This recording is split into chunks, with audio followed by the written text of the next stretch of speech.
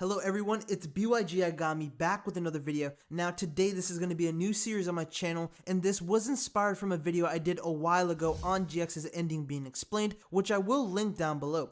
The object that's going to be explained today is the memory tablet that is shown in the main second arc of Duel Monsters known as Battle City. Our first glance of the memory tablet is during the season 2 opening called Shuffle. A Tim is shown appearing from the tablet. In addition to that, looking at the detail of the memory tablet without watching the episodes that give us information on the tablet, we can all say that it has some sort of importance to the story because we see an engraving of a Tim and the other person is of course Kaiba, but without Ishizu informing us that that other individual is Kaiba, we most likely wouldn't have known since the individual is wearing a turban and that's really covering his face. Once episode 52 of Duel Monsters, titled The Lost Memory of the Pharaoh, and please do understand that all this information is coming from the Japanese dub as it is the original version of Duel Monsters, and the reason I'm not using the dub is because it most likely would have been altered, and also I personally do believe that it's better to use the original version for these type of videos because it is the original meaning. So let's jump into the memory tablet being explained in episode 52 titled The Lost Memory of the Pharaoh. The ancient Egyptian exhibit is brought to Domino City to lure in Mullik and the Rare Hunters because they need to collect all 3 illusionary beasts or 3 Egyptian god cards. Ishizu also stated that Pegasus, the creator of Duel Monsters, created the game after a visit to Egypt, and that was through seeing the other palette next to the memory tablet. Please do understand that he saw both of the tablets simply because Ishizu stated that. Plus, Pegasus also created the monsters shown on the memory tablet, for example the god cards Blue Eyes White Dragon and Black Magician. So the episode starts off with Kaiba going downstairs. Ishizu's like, there are 2 palettes, one being the memory tablet, and she reveals the origins of these palettes.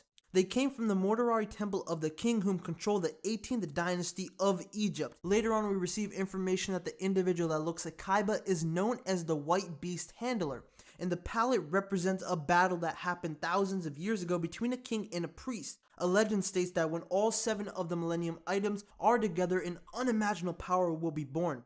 And if you guys don't know what that power is, my hint to you is a dragon dick. That's all the information I'm going to give. Also, something like this is shared in episode 13, subbed, but it has a sort of different meaning. Bakura states to Yami that whoever gets all the Millennium items will have everything he wants from the world. Ishizu believes that fate will lead these souls, aka Tim and Kaiba, to have a duel in the modern day once again. Ishizu uses her tongue to show Kaiba the battle of the priest and the king, and then it pans back into the modern day. She states that all the names of the pharaohs during the 18th dynasty are recorded on the tablet except for him, a Tim, that his name and all records of him were destroyed. Kaiba figures out about the god cards and that Pegasus even had them hidden away. Kaiba's reaction goes from saying that all this past and future stuff is bullshit, and then as soon as he figured out that Pegasus was hiding the god cards, his reactions got a major 180. And then we get the introductions of the god card, the Great War God Obelisk, Osiris the Heaven Dragon, and the Winged Sun Dragon of Ra. Kaiba gets his hands on Obelisk. Ishizu gives him this powerful card because she entrusts Kaiba with it and thinks by doing this that they will be able to retrieve the other 2. Kaiba later on states that he will go after the ghouls. In episode 54 titled This Town Will Become a Battle City, Yami and Anzu go to the Domino City Museum